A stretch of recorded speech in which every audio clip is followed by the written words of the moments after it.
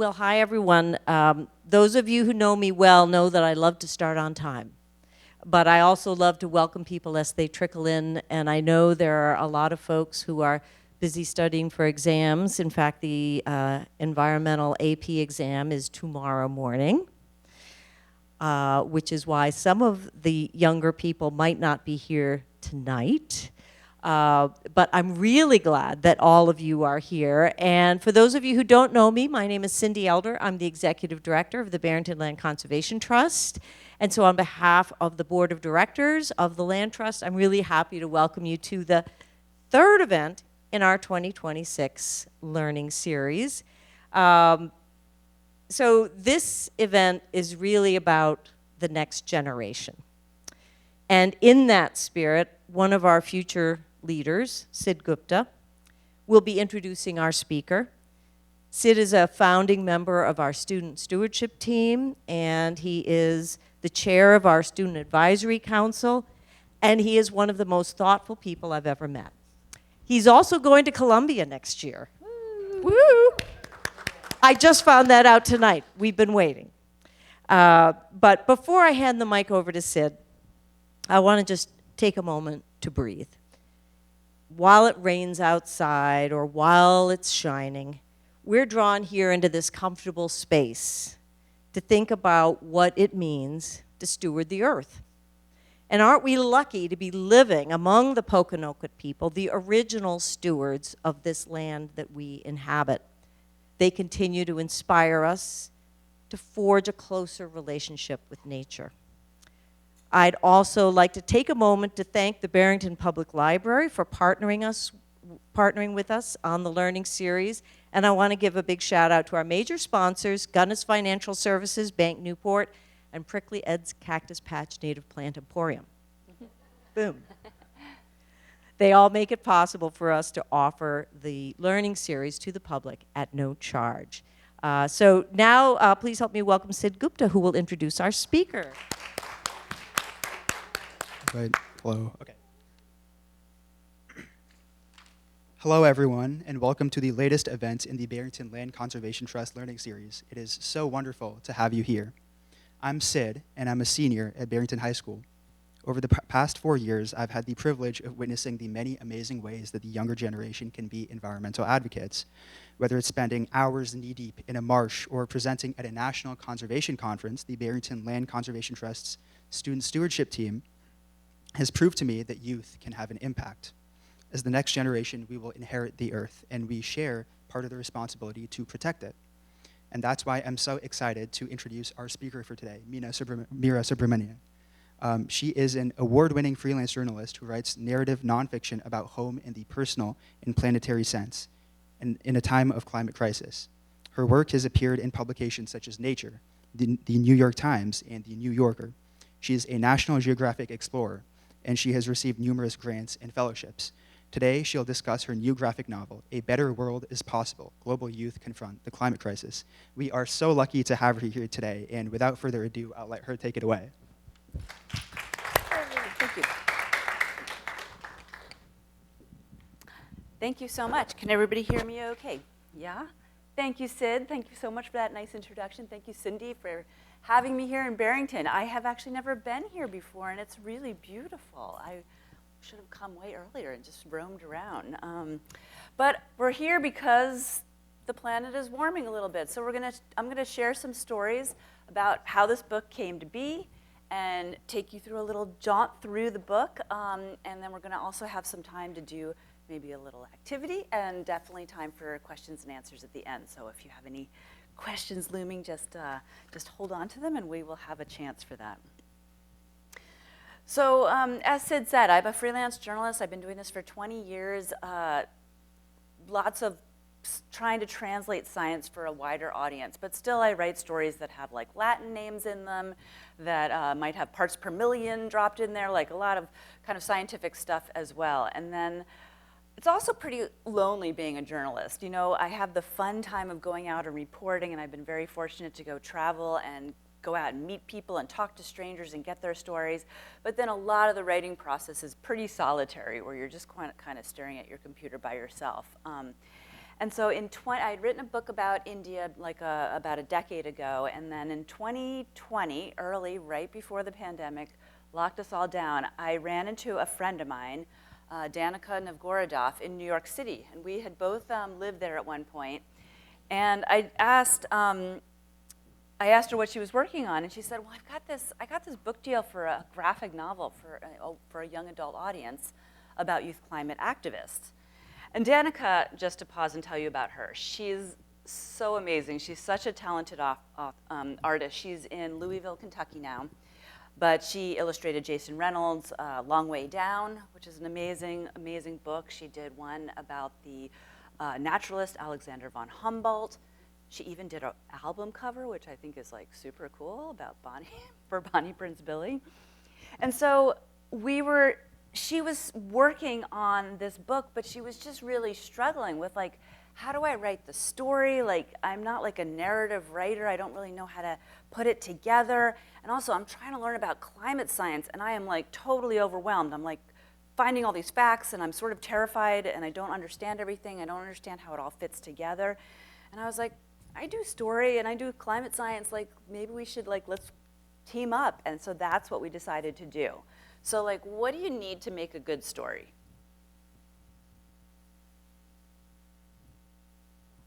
A plot, yep. Something needs to happen. Characters, you need good characters. What else? Yeah, James? Yeah, beginning, a middle, and an end. Excellent. So, and all those things happen in a place. So immediately I'm just like, what's like our anchor? What can we do to like hold this whole story together? And Danica had gone to the climate strike that happened in New York City late in 2019. Did anybody go to that by any chance? Yeah, so it was big. It was like 250,000 people on the streets of New York. And she was there with her baby, who was just only a couple months old. And so we're like, okay, that's it. That's going to be the anchor of the story, is like this climate strike and all the energy that happened that brought all those people towards that place and being out in the streets demanding climate action. So, okay, so we had our place, so then we need our characters, right? This march, one of the most amazing things about it, it was basically organized by young people. Like, this incredible, huge protest was organized by young people.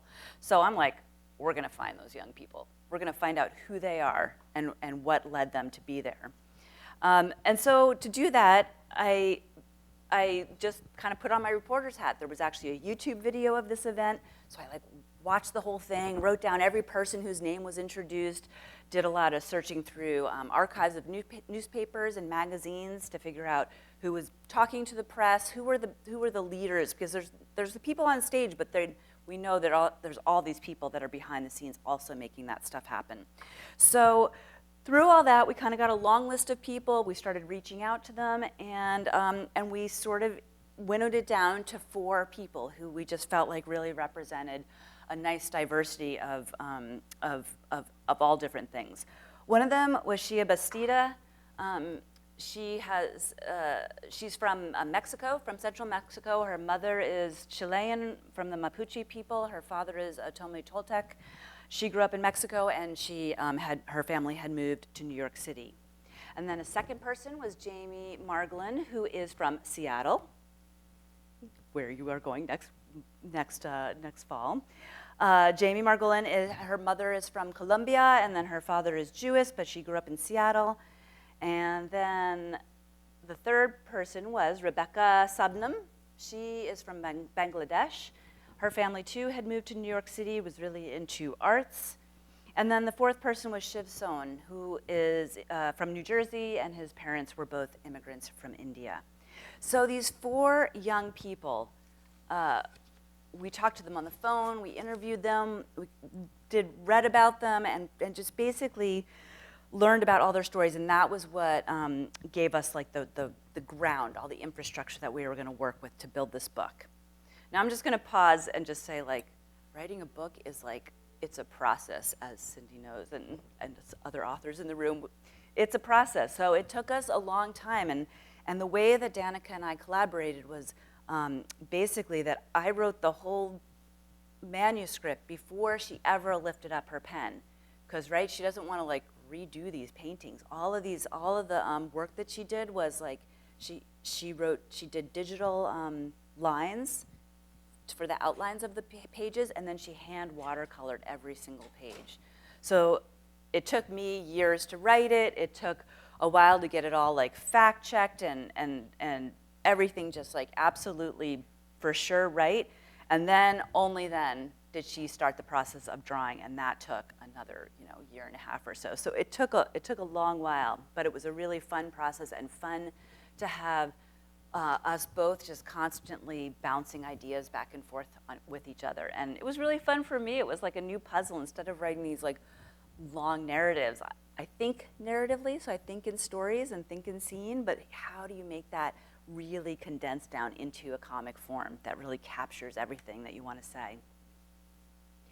So the heart and driving question for me was like, what led these young people to be standing up on a stage talking to 250,000 people? What led them to be working on climate activism so intensely at such a young point in their lives? So for both Shia in Mexico and Rebecca in Bangladesh, both of them had experienced pretty serious floods that had hit their hometowns. So this was like, they saw this up front, up close in their homes. Jamie as well in Seattle in 2018, those wildfires just blanketed the Pacific Northwest. And I used to live out in Oregon and Washington, and it was like, it rained all winter, in the fall and the spring, and you just waited for the summer, because like 3 months, like not a drop of rain, it'd just be beautiful when I was living out there like 15, 20 years ago. And that's really changed, where now summers have turned into wildfire season. And so Jamie in 2018 experienced her hometown where she could barely go outside in the summer because the smoke was so dangerous to inhale. Shiv, likewise, he went to Delhi to visit his family, and he'd always had asthma, but he went to Delhi and had a really bad asthma attack that landed him in the hospital, and he was recognizing that this pollution is part of the carbon problem, is part of the climate problem, and he was connecting all these dots about how the climate crisis was manifesting and being a threat to human health and just life. So all these kids could have responded with like nihilism or just getting lost on TikTok and watching fun videos about pandas. Like that is one option to react to like a climate crisis. It can be really scary and daunting, but none of these kids did that. They instead responded with creativity. So Shia sought out in the environmental club that was at her school, and she was a little frustrated that they were just talking about not eating hamburgers and making sure to not use straws. But she was like, wait, there's bigger systemic problems at play. There are corporations that are wanting us to eat burgers and use straws and use all sorts of plastics, which is a big part of the climate crisis. And so she was inspired by the Parkland shooting youth who did some walkouts, and so she took some of the things that she was seeing there. Also, this is the time when Greta Thunberg was doing her Fridays for the Future, and so she was getting all this inspiration from all these different places, and she organized a walkout at her school. She was expecting she was going to be the only one, and basically like most of the school walked out. So she was really creative about that. Jamie, too, had ideas and found inspiration from the Women's March after the 2016 election that happened. And she's like, let's do a youth march on Washington. She had no idea how to do this. She's like a 15-year-old kid. She's in Seattle, and she starts finding other people via social media, and they start connecting, and they start organizing, and she made it happen and got press in the New York Times. So determination, that's another key element. Connection. So Rebecca's story is she was in 5th grade. She'd moved to New York City, and this organization called Cafeteria Culture was working on trying to get rid of styrofoam from New York City schools. So all the New York public schools were eating their lunches, like thousands and thousands of kids every day eating their lunches off of styrofoam trays. Really? Is it still happening? Huh. Wow. Is it still happening? Cardboard, okay. Yeah, interesting, interesting. So this organization called Cafeteria Culture came to Rebecca's class when she was in 5th grade. They used all this like waste styrofoam and stuff, and they made puppets to like illustrate that there's too much waste and how can we get rid of it. And then they went out into the streets and they did like a parade with these like trash puppets. And she's like, oh my God, I can like use the art that I love to do.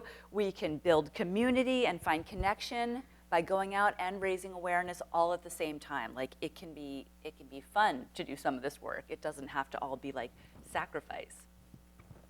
And then Shiv's story is really interesting. He was super interested in politics, so he was doing Model UN, and all his friends were very into politics, and he was getting more and more alarmed about climate change. He had read the IPCC report, which is a big report that came out in 2018 that kind of put a time limit saying we really have until 2030 to change our energy systems and bring carbon down. And he had that experience in India with his asthma attack. And he was getting more and more concerned, but his friends were kind of just like, we just care about politics. And he was connecting the dots like, politics is why climate action isn't happening. This is part of the problem. So he went onto social media, not to just watch fun TikTok videos, but to find other people. And he ended up connecting with Shia, who was doing organizing leading up to that New York City strike. So again, all these dots are connecting, and these kids are finding each other, and they're figuring out how to take bigger actions.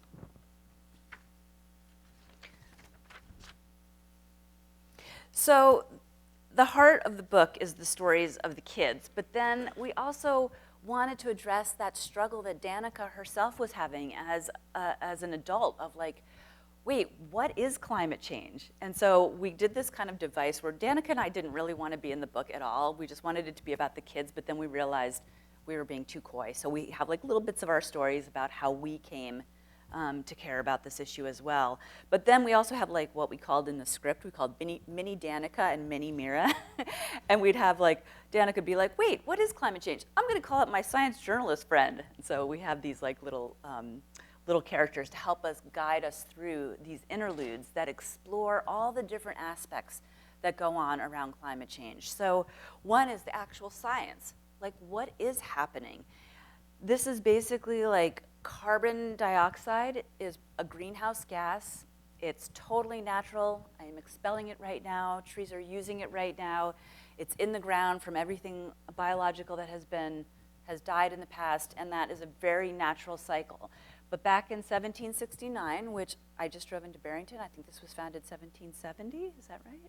So like right around when this town was formed, James Watt invented a way to use coal to make a steam engine.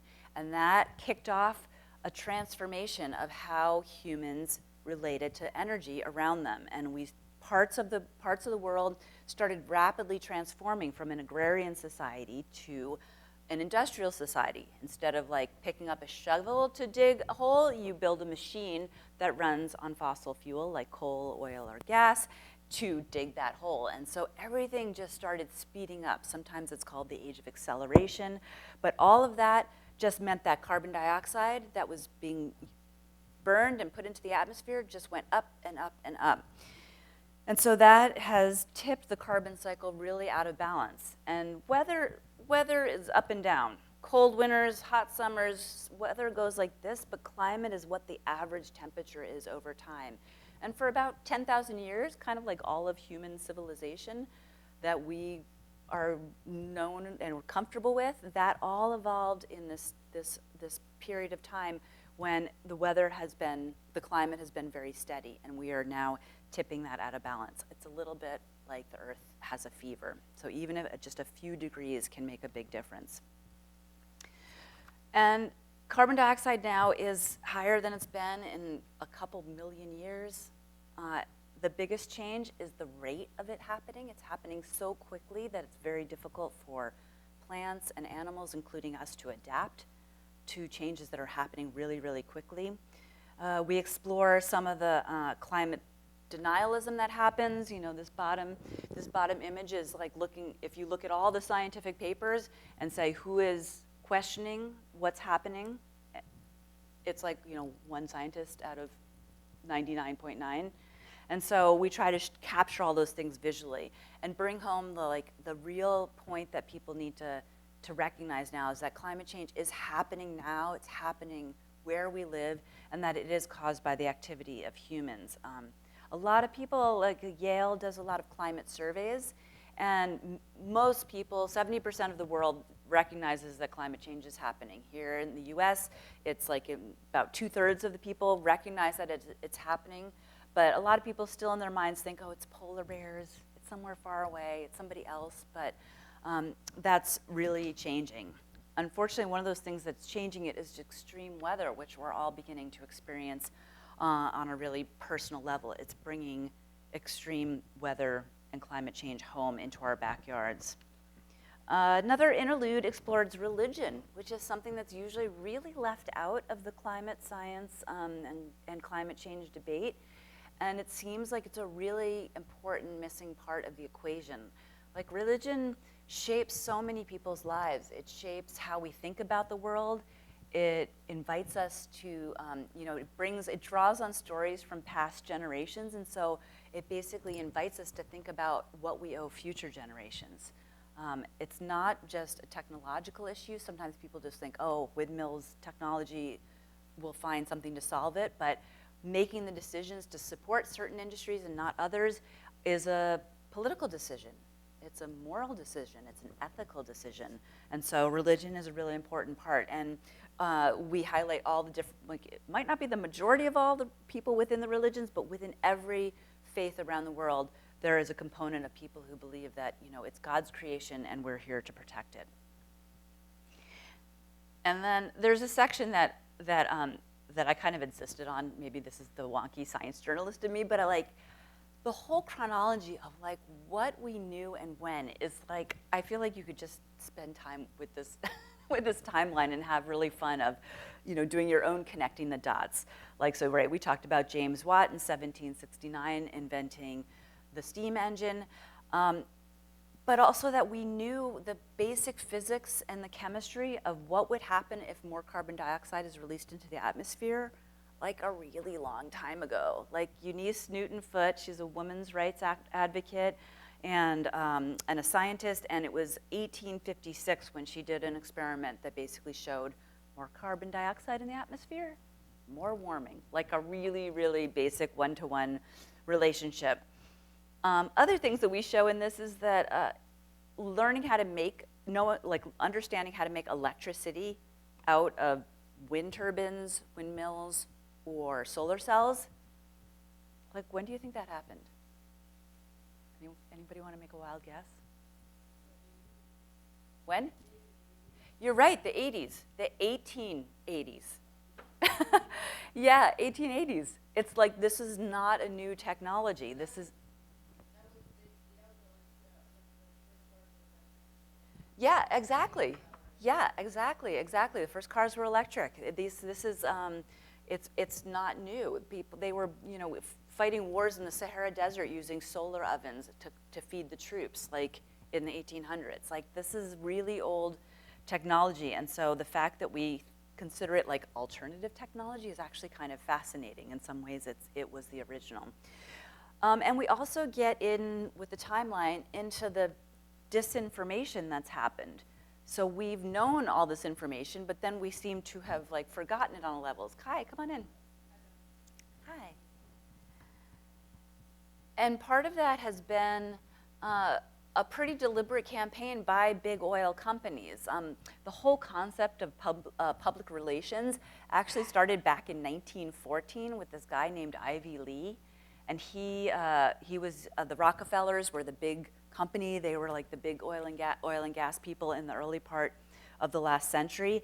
And they hired Ivy Lee to kind of make sure they had a good, the whole robber barons and all that era. They wanted to get have the public think good about them, even no matter what they were doing. And so that whole concept of public relations was born within the oil industry and has continued to this day. And even the oil companies, they knew the effects of what burning fossil fuels would happen. In 1968, there was a report from the American Petroleum Institute that basically said, If we keep burning fossil fuels like this, by 2000, the year 2000, the polar ice caps are going to start to melt and temperatures will start going up. The very next year, an internal memo of one of the oil companies said, doubt is our product. We just need to sow doubt. If we just keep people saying, well, it may be happening, it might not be happening, just sow that doubt, and then we can keep doing business as usual. So we try to just lay that all out with like what was happening on the policy level, on the global level, on the American politics level, inventions, and disinformation. We try to bring that all together to tell one story. Another interlude gets more emotional. It explores the feelings of eco-grief that Danica has experienced, I have experienced, and anybody who really learns about climate change, it can be really daunting and it can be really kind of scary. And so we wanted to really just face that directly, that it's a real emotion and it's good to recognize it, and really the best antidote to it is action, is actually doing something and making the world that you want to inhabit, which is why we called the book what we did. So these kids that we feature in the book basically did exactly that. They found their hope through action. Each of them had kind of a parting word that we wanted to share with the readers. Jamie's was about growing into the power that you already have. Don't feel like you're a powerless person. Even if you're young, you have a tremendous amount of power and influence over the people around you, your peers, as well as adults, and that you need to recognize it and grow into it. Rebecca reminds us to have fun and be creative, that it can be really fun to bring action for the earth together. Shiv's lesson was just show up. He was really shy, and when he first started going to the organizing meetings for that big climate strike, he was a little bit I'm just gonna take notes in the back. on my iPad. I don't want to say anything. But then the second meeting, the third meeting, he started getting more comfortable, and then they're like, hey, we need somebody to help lead the people to the stage, and he was like, oh, I could do that. And he did. Next thing you know, he's with a bullhorn, leading people down the streets, doing chants and stuff. So just show up and you will get plugged into what needs doing. And she has mentioned, her message was really about that share for the work of caring for the earth should be everybody's job. Really, nobody should have to be a full-time climate activist. It would be so great if everybody was doing little parts, and I love how Barrington Land Trust is making a place to be able to do that, and then that job could be shared towards making the place better. And we definitely end with an interlude on solutions, of which there are so many. We get into, there is a technological aspect about energy systems, which are right now transforming. It can feel a little disheartening here in the US right now because it feels like we're really going backwards on a lot of the transition that was already happening. But I just wrote a story about Spain. Stuff is happening. Hi, thanks for coming. And it's very, the world's energy systems are utterly transforming and really, really quickly. There's this war going on right now in Iran. It becomes very clear that you cannot trap sunlight at any sort of strait of some particular geopolitical part of the world. Having renewable energy is a way for independence for a lot of people and places. And so places in Africa are rapidly putting in solar, which is cheap and goes in instantly, and places like Puerto Rico are rebuilding with systems that take so long to rebuild after extreme weather events. China is just light years ahead of the US and kind of leaving us in the dust. Author Bill McKibben talks about people will come to the US to look at our cute little buggies because all the rest of the world has moved on. So that there are lots of things happening even when it seems like we're going kind of in the wrong direction here, but just hold on to the fact that that's not happening everywhere. We explore things like reimagining land use, right? Wetlands, you're doing a lot of marsh restoration, it sounds like here, and those are such important Such important ecosystems. They store so much carbon. They act as buffers as sea level rises happen and for storm surges. How do we reimagine land use? And with young people, you know, some of these things can feel like, oh my God, they're so big. But for young people who are heading into college, what do you want to do? What do you love to do? What are you good at? Bring these things together, and maybe you want to be an engineer, or maybe you want to be a biologist looking at these systems. There's all different ways to get plugged in to some of these big, ambitious solutions. But also some of the solutions are really easy and start at home. Like 30% of our food gets wasted, 30%.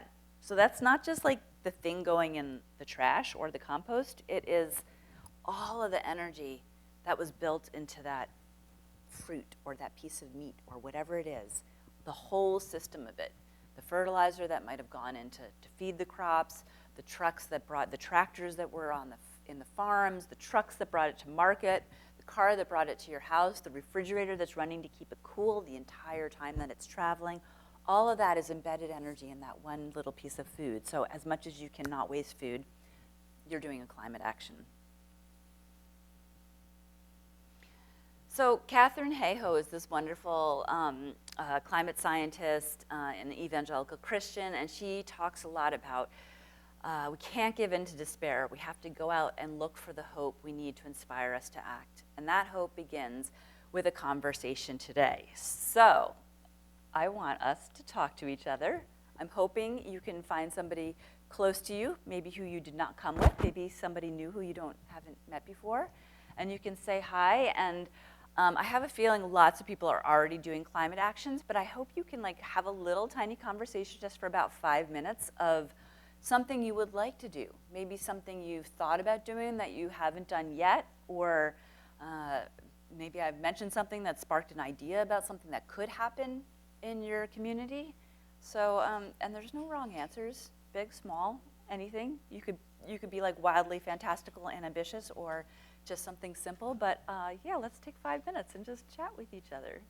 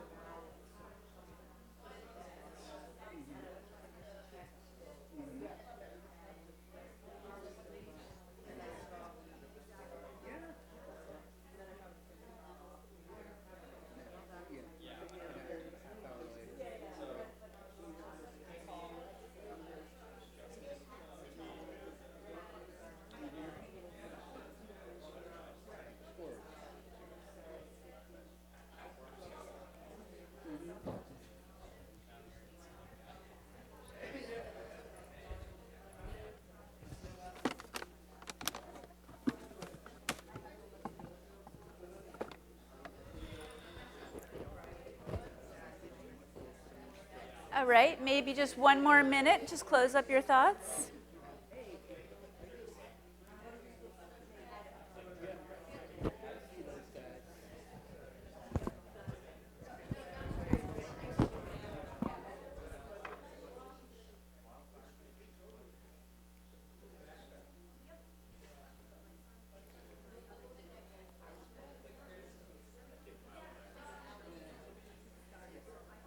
All right. I love that. The talking keeps going. I love it. I love it. Does anybody want to share any exciting ideas that emerged? Oh, do you have the mic, Cindy? Around to anyone who wants to share. Ben, do you want to share something? So one of the things that I do at school is I sometimes go out into the community. I often go out to the farm school and I help to plant indigenous Rhode Island plants. Awesome. Awesome. Natives, yeah, supporting. I also have been doing compost for years. Nice. Nice. Who else? Right here, yes. So at my school, we have like a club called Green Team, and every Thursday or Wednesday we go. They have like these bins outside the school, and like you do like composting over there. And on Thursdays, you go out into the playground and like pick up all the trash that's over there. Nice. Yay. That's awesome. Okay. Anything over here? Okay. I was talking to my friend Sid. He's going to be going to Columbia University next year to, what's the major?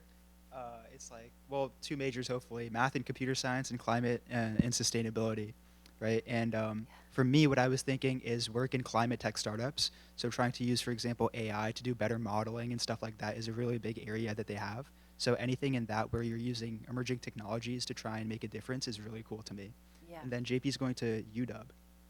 Yeah, I'm going to UW this fall, and I'm considering either a path in environmental engineering, so designing more sustainable systems for waste management and reducing pollution in our ecosystems, or I'm considering possibly going to law school and working in environmental justice.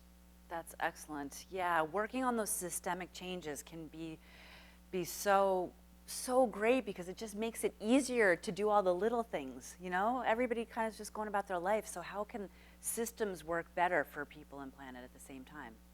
Anything here? No? No?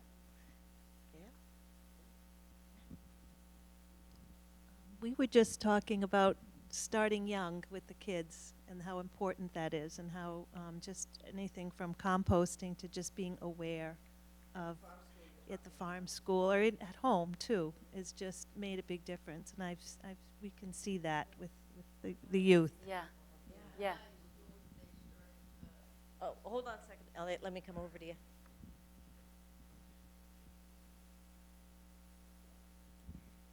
My school hasn't, we've never done composting at my school. It just all goes in the same, maybe they lied about it, but they just throw it all in the same trash then bring it to the compost. So I think one thing that they've started to do, they actually started talking about it more recently, is that they're going to, since we're near the farm school, I go to St. Andrews, they're going to be putting, they're going to try to make a garden to grow their own food there, because they have food shipped in from other places in Massachusetts and whatnot. So, you know, they're going to put a garden there, and then hopefully get something done about the compost issue. Yeah, compost is really great because that is a big part of that 30% of food being wasted, and then a lot of that food waste, if it goes in the trash, it doesn't have a time to compost and just go back to the earth. So figuring out how to build in those composting systems is really great. And just getting food out of, I'm coming from the Cape, and there's like a place called the Family Table Collective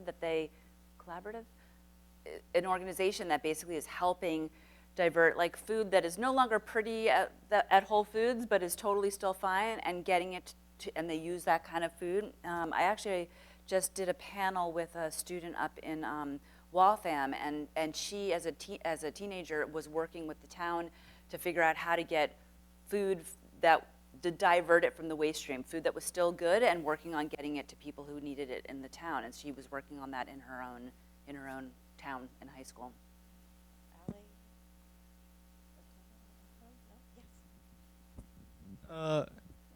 Our school has actually started like programs for like having a garden in our own school, our middle school, Nice. and we work with that. And our high school has started some clubs like the environmental club, and I think that's really good to get people to like know about like what they were saying, like having them know at young ages, and if they can get to know that at young ages, they can grow and like make a change in a bigger way Yeah. once they get jobs and they know what they can do with that knowledge. Yeah, that's great. I love that I keep hearing about gardens and planting things. Like I grew my own food when I lived out in Oregon because I was on a farm before I went to journalism school and everything. And you spend any time growing something from seed to like eating what comes from it, you gain so much appreciation for all the work that goes into the food. Like it just seems like magic when you walk into the grocery store, like, I just get to eat whatever I want. And if I don't eat it, it doesn't matter. Like you grow one thing and you're like, oh man, that was a lot of work.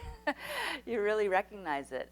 And it's also good to think about like in terms of environmental clubs and you know, I mentioned about Shia being frustrated about like the straw question and things like that. Like, just know that it's good to be aware of like your carbon footprint, like how much your actions are contributing to fossil fuel burning and everything.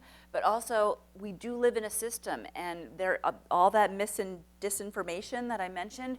The whole idea of a carbon footprint was actually invented by BP, which is an oil and gas company, to kind of put it back on us to feel guilty. And then we get more sad and we feel bad every time we do something. But if the system doesn't make it easy to avoid the plastic straw, I mean, I was traveling in Spain when I was doing that reporting. There's no plastic straws. They have paper straws. They don't last as long. So what? How long do you drink your drink? You know, so like there's things that you can do that and this is again about changing systems. Like when you're thinking about, okay, how do I, instead of feeling guilty every time I get a straw, how do we make a world where we don't really need that? So thinking about those systems is a good like, you know, every time you're in that little place, go a level higher and see what you find. Anything here? 1 second. We could, Ben's got one more question. Oh, is there somebody over here? No? One more? Anyone here? Anyone? Okay. Ben has that last, oh yeah. Yeah. I do just want to plug myself for a second. Please. So I just started working at the Stormwater Innovation Center, which is part of Rhode Island Audubon, and Okay. I'm the outreach and engagement coordinator there. And we are offering, or I'm starting to offer different tours around Roger Williams Park. We focus a lot on stormwater runoff and things like that, but I'm going to be doing a lot of workshops for high school kids, middle school kids, all different ages, doing rain barrels, doing, you know, different rain gardens and things like that. So if you haven't heard about the Stormwater Center, look us up too. So There you go. and that's a good way to, you know, a positive thing that we can, a way to change. So. Awesome. Thank you. Thank you for sharing. So all of these ideas we have a poster. You can see it out on a table too. That's in the book about all different ways to get inspired and take action. And I also want to just share this with you. Ayanna Elizabeth Johnson is a wonderful marine biologist, author, great climate communicator, and she came up with this idea of like your action should be like, what brings you joy? You know, for Rebecca, it was art. What are you good at? And then what work needs to be done. Find that sweet spot. Like this should not be like drudgery. It should be like fun to engage and find other people who care about this and work with them together to do climate action. We have a website for the book. In the back of the book, there's a bunch of resources, but then on the website, there's even more. So if you want to keep exploring, there's like podcasts, there's videos, there's books, there's organizations, all different ways that you can keep getting tapped into doing good work for the earth that actually makes you happy. But I think we should just keep floating the mic around and have a conversation if anybody has any other questions. Eager Ben, you had to get something else another to say. word in. I kind of did. So, how do you know what's incorrect information or faulty information? Like I've Yeah. heard stuff about the wind farms causing issues with marine mammals, and I'm not sure. Yeah, that's a really, really good question. It is really tricky and challenging. You basically need to develop like a media literacy, like to really just be able to be critically skeptical of anything you come across. Definitely on social media. Find out who your trusted media publications are, places that, like, as a journalist, there are certain places you write something, you send it to them, they just publish it. Not, I could write anything I want, right? There's other places where literally we go through the entire thing, sentence by sentence, word by word, making sure that every single thing that's on there is fact-checked and verified. They call up the sources and they check them. So again, on that resource list, you'll see a bunch of places, and we've vetted those. We've made sure that they are dependable and accurate. That's, oh, excuse me, that's in the book? That's in the book Yep. and on the website both. Some things have changed. The .edu sites that are coming from an educational institution are very trustworthy. A lot of that studies come out are reviewed by other peers, so that is like a good way to make sure that it's accurate. .gov, the government sites, were really good just since this book has come out. I feel like I can't say that anymore. A lot of sites that we had that might still actually be printed in the back of the book are now black or gone. So that's fundamentally changed in a very short amount of time, unfortunately. But a lot of places have taken, Columbia is an amazing place, the Earth Institute there. So find good established institutions and the places that are producing materials from there. Question everything. Be skeptical. AI is coming into it. I know people are using ChatGPT and things like that. Question everything that you are being told, and go look for primary sources. Find out who said it. Make sure they're a real person. At the end of scientific papers, you know, they have to declare if they have any conflicts of interest, if they've received money from anybody. So like, develop all that good media literacy, and you will be a better consumer of all information, not just about climate.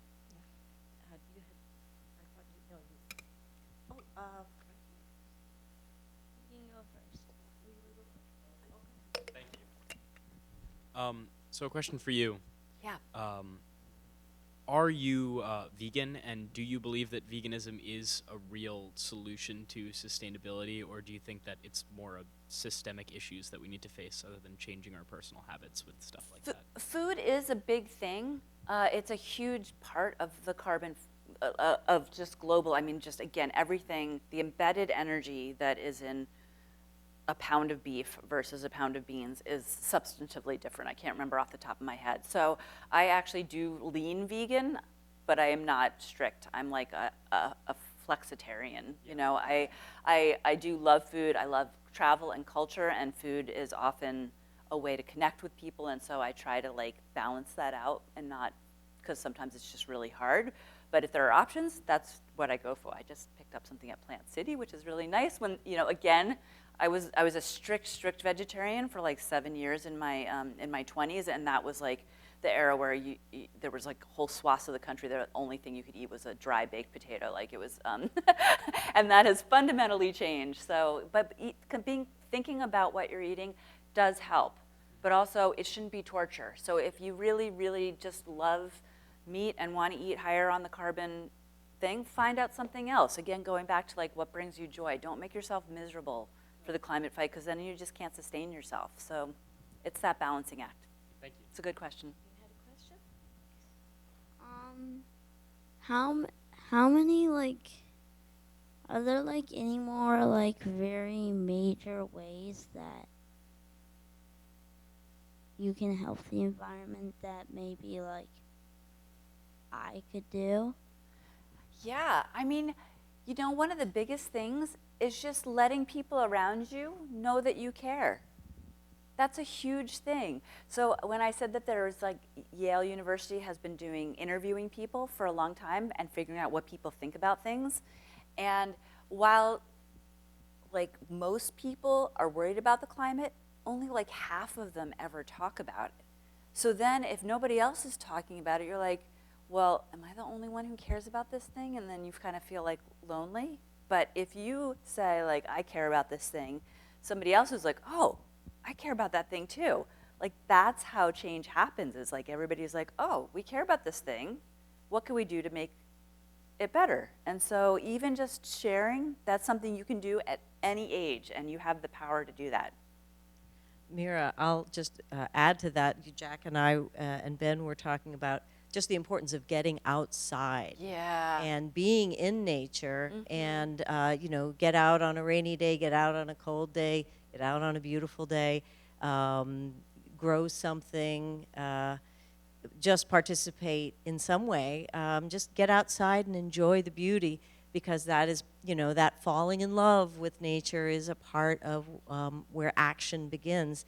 And you'll begin to figure out the actions you want to take. Cindy, I'm so glad you said that, because that is like something that is, I just heard this talk. I went to an environmental journalist conference in Chicago, which is an amazing organization that I'm part of. And a scientist gave a talk there about, they asked people like how many birds show up in your backyard, like how many different species. And people gave all sorts of different numbers. Pretty much all of them were wrong. But then they said, okay, now like plant a plant that we know attracts a certain bird. Maybe it's like something that attracts hummingbirds or something. And as soon as the person planted that, then they were paying more attention to what birds were showing up.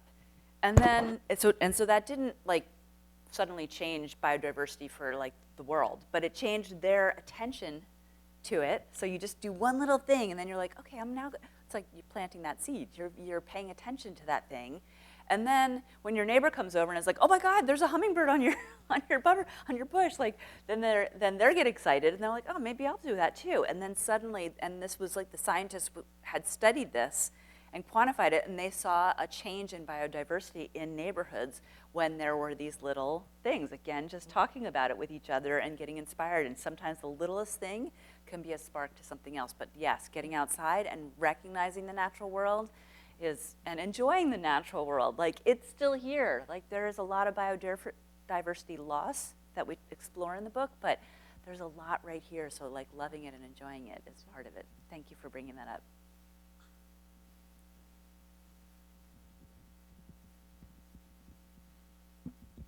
So you talked about a good way to, I guess, change energy usage is like windmills and solar panels.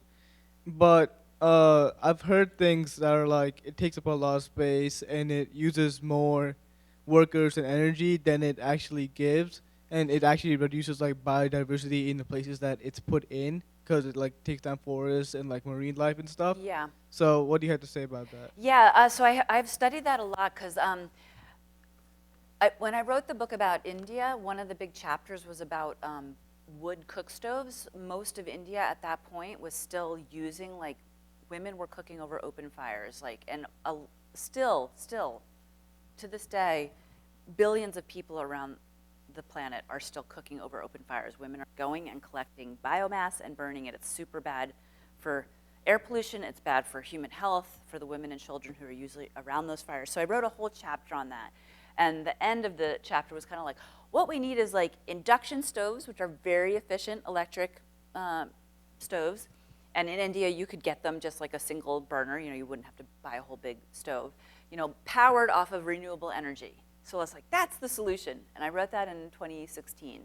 And then in 2022, I went for the New Yorker on assignment to India to go to the world's second, I think at that time it was the second largest solar farm, 13,000 acres. So like, picture the entire island of Manhattan covered in solar panels with 5 little villages still stuck in the middle. And I was like, oh wow, this is what this really looks like transitioning quickly to large scale.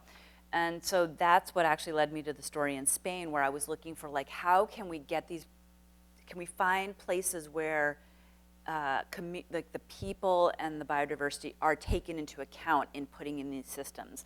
So really good positive things. Yes, renewable energy does have some impact on the land. Extracting fossil fuel has a greater impact on the land. A lot of it is invisible and hard to track directly too. So like global warming is changing biodiversity and threatening it everywhere.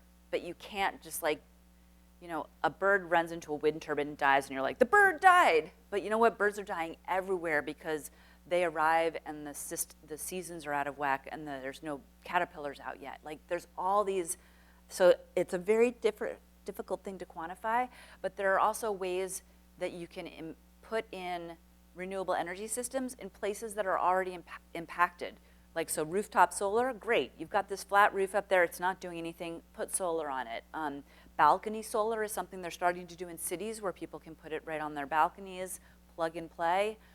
Using brown spaces, places that are already impacted, like on the Cape, I don't know if you've seen it here, but on the Cape, capped landfills are covered with solar panels. So places that are already impacted, and there's a lot of those, is also good. Also, the technology is changing so quickly that places that used to be really bad, where they had like Altamont out in California was one of the first big wind farms, and it was like, it was a bird blender. A lot of, and they've replaced those with fewer, larger wind turbines that are, and I did a story about this too, about like you can micro-site where you're putting these turbines. You know, if there's a hill where there's wind, that's also where raptors are flying. If you put the wind turbine here, you're getting the same amount of energy, but you're keeping that. So their scientists are studying that, learning all that, and figuring out how to put in places. It's unfortunate that there's such a fight about offshore wind, because those are huge wind turbines. They generate so much power. There's like one floating in China that powers 24,000.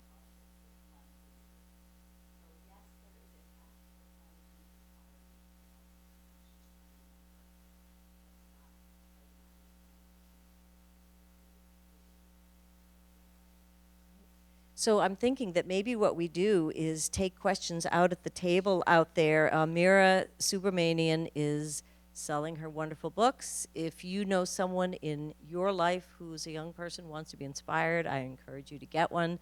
And if you are a young person and you're already inspired, you can get one and share it with your younger brother or sister. So we'll be out there, and give a big hand for Meera Subramanian.